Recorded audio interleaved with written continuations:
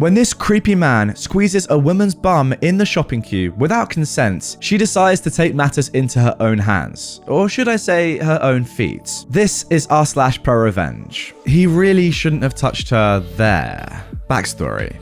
This happened quite a few years ago, and I just got reminded of it by accident. My girlfriend had a fun story about her sparring session today. The story still makes me cringe when thinking about it. You'll soon see why. So I asked if I could share it with you guys and girls. In my opinion, this is as pro as it gets. Ooh, in contrary to some of my other posts, this one will be short and simple, and somewhat uncomfortable for us male readers. My girlfriend and I first met at work. Things clicked a bit, but we never exchanged private info.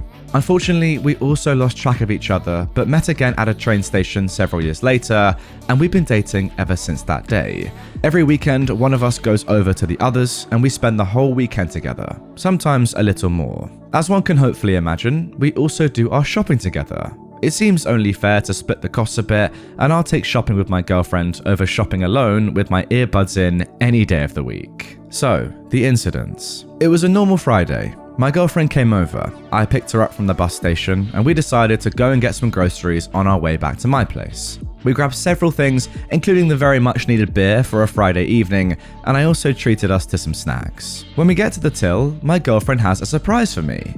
I'll pay if you bag up our stuff. Normally we split costs, but sometimes we also do this because why not? I enter the aisle first, then comes the cart, which is pushed by my girlfriend. And when there's enough space, we start unloading the cart and place our stuff on the band. The people in front of me pay, grab their stuff and leave. I greet the cashier, take a few steps, and I feel the cart softly getting pushed into me, in hindsight. Then things get really weird. The guy behind my girlfriend suddenly collapses. He lets out a loud oomph moan and nearly doubles over. I'm shocked. When I turn around, I can see him grabbing the till just to keep himself up.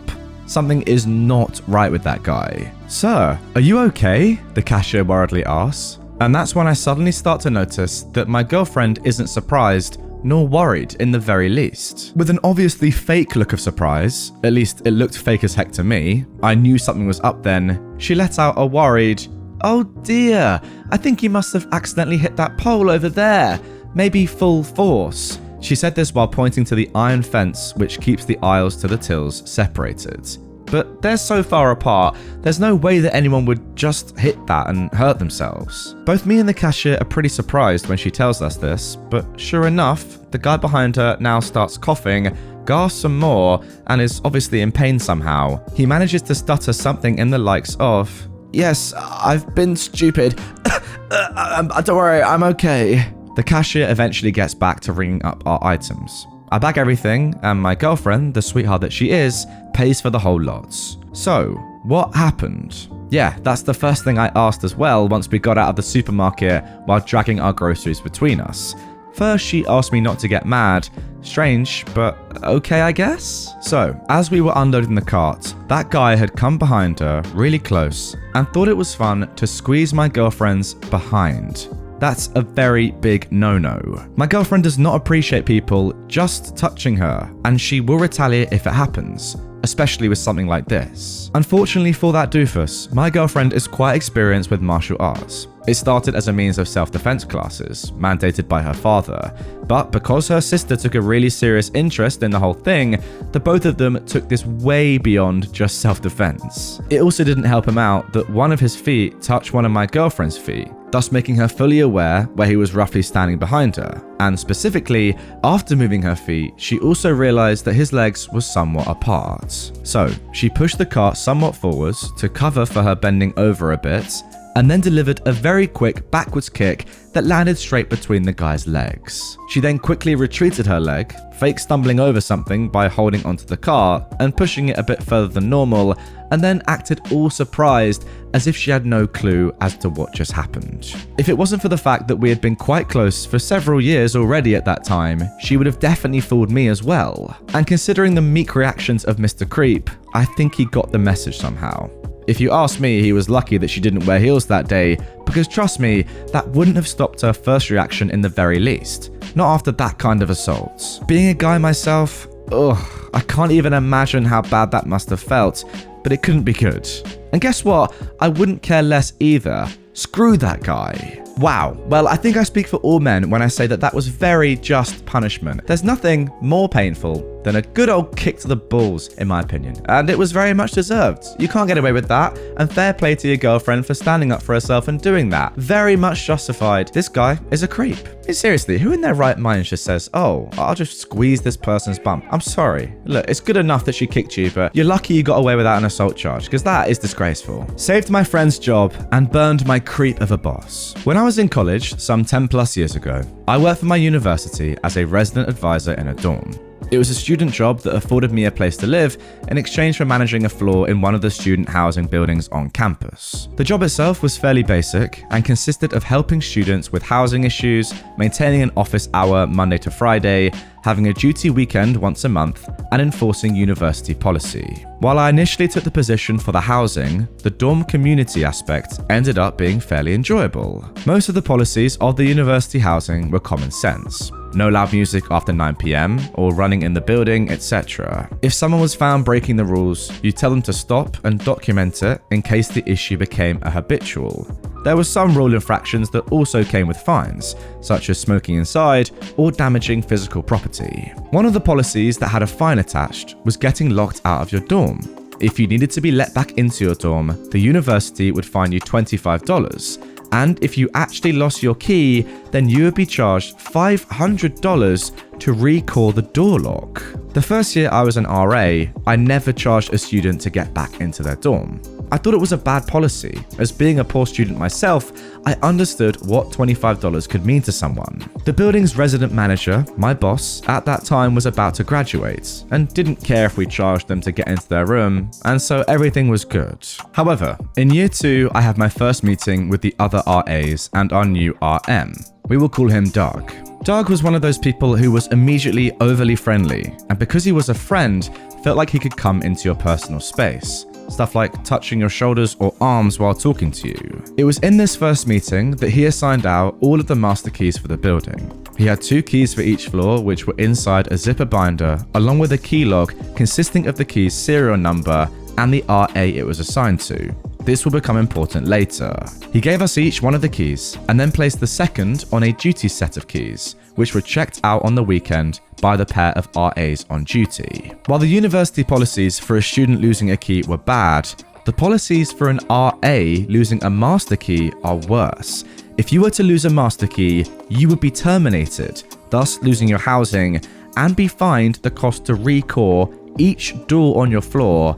That's $12,000. While we already knew this, I recall how much time Doug specifically spent reiterating this fact to us in this first meeting, and how he was no longer responsible for the keys since we now had them. Several weeks into the semester, I'm conducting duty rounds in the building with another RA whom I'm friends with. We'll call her Brittany. Brittany is very smart, assertive, and always a laugh, so I loved working duty with her. This day, however, Brittany seems a bit down. After a bit of prodding, she confides in me that Doug has been making her uncomfortable and that he kept touching her. I believed I understood what she meant because I also disliked how touchy he was and how close he would get to me when we spoke. But that's not what she meant.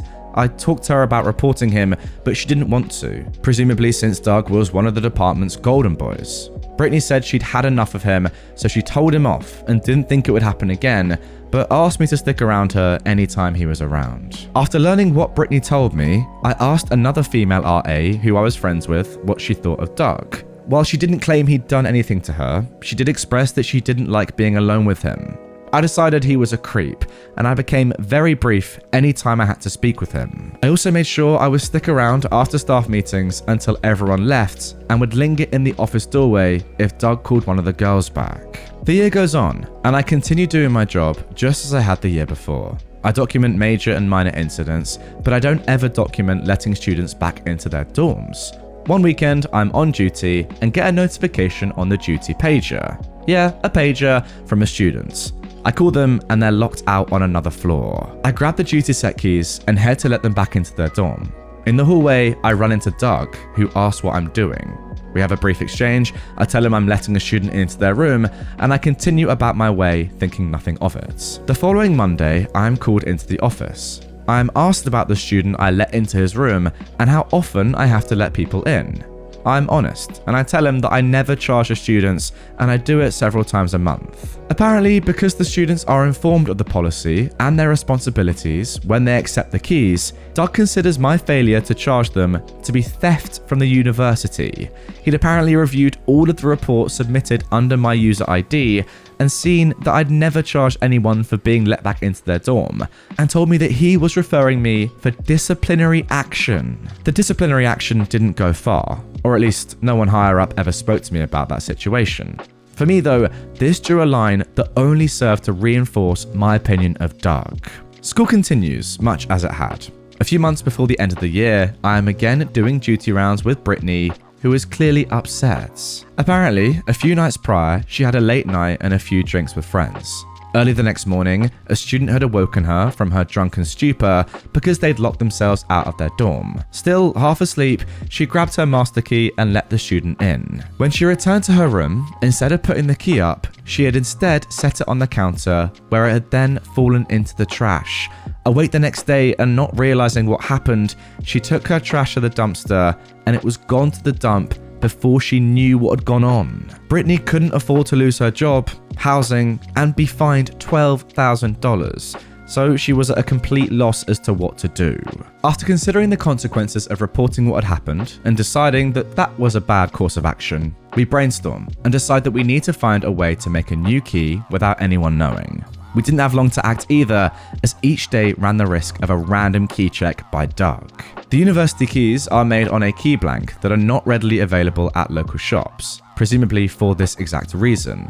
So we scoured the internet looking for a copy and ended up finding one that looked like a match. However, the website's picture was just a silhouette of what the key's outline looked like, so we weren't 100% sure. It was though our best option, so we ordered it. A plan was born. With our key blank en route, we decided that we would take the second master key on the duty set mid-week, when it's not being used, and take it somewhere to make a copy. The next problem was once we had a working copy of the key, we would still need to find a way to get the key's serial number back onto the copy.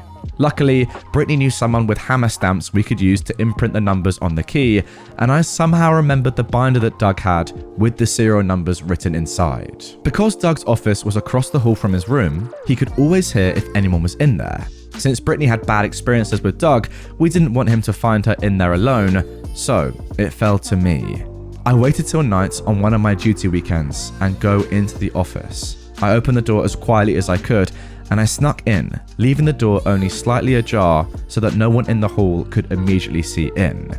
I was only halfway through looking for the binder when I heard Doug's door open. Sure enough, Doug steps in and asks what I'm doing. I know my heart was racing, but I come up with what I thought was a believable lie. I told him I had to use the university computer in his office to file an incident report because my laptop wasn't working.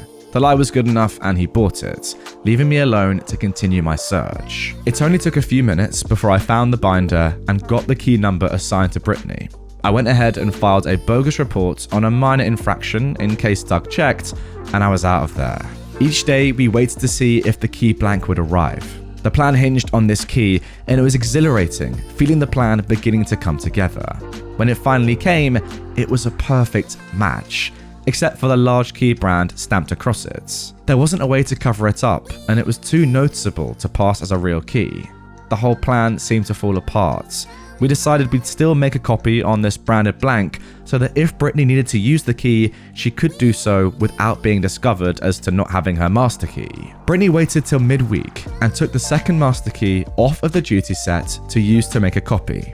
Once she had it, we talked over the plan and joked about how nice it would be if we could just change the numbers on the second key to match the serial number of the first. While that seemed like it probably wouldn't work, we decided to look at how many numbers would have to be changed. It was 0. In our first meeting, where Doug had assigned us keys, where he'd stressed how we would be fined if we lost those keys, he had accidentally issued Brittany his copy. We realized we didn't have to do anything else, and Brittany put her master key in her lockbox. After 2 weeks, no one had noticed that the duty set was missing a key. Because we were tired of waiting, we had a student pretend to get locked out while Brittany was in town. The responding RA didn't have a clue and was confused why none of the keys worked, and they called up Doug. Doug couldn't seem to get any of the keys to work either, and so he called Brittany back to the dorm so that he could use her master key, a task in which she was happy to assist. When everyone realized a master key was missing, the big bosses got involved. There was a complete building search, a search of dorm rooms, and multiple interviews of each RA. None of the RAs knew anything but Brittany and I, so we feigned ignorance along with everyone else. I believe they suspected Brittany initially, but when she was able to produce her correct master key, their demeanor with her drastically changed. The floor got recalled as you would expect. They never did figure out where that key had gone, and thus couldn't justifiably charge anyone for the incidents. We had a meeting where they basically chewed all of us out about keys and the importance of their security. While the meeting was for us all, a heavy emphasis was clearly directed towards Doug. Apparently, as part of his position, he was required to keep a key log each day to make sure that the keys on the duty set were accounted for. Unfortunately, he had not been doing so, and there was no way to tell how long the key had been missing. Like he had told me when he wrote me up, this was important since those keys were assigned to him and he had been informed of the policy and his responsibilities when he accepted the keys. Since he was the boss's golden boy, they didn't fire him like we were all warned would happen. Doug did end up getting a substantial fine though, and while I don't know the exact amount, I do know he was incredibly upset about it. The year was almost over, and Doug got moved to another building the next year, so I never had much more to do with him. I do know though that he ended up losing his job due to some incident involving another female RA. So not only was Doug a complete job's worth and just a horrible employee/colleague to work with, he was also a creep. It's great stuff, isn't it? And I've got a question for you lot, and let me know in the comments down below if you agree with me. I think there is a slim but very likely chance that Doug, the person in the second story, could also have been the same creepy man from the first story. Now look, we're never gonna know, and let's be realistic, it's almost impossible, but who knows? It could be the same person. Doug, you are a fiend and I hate you.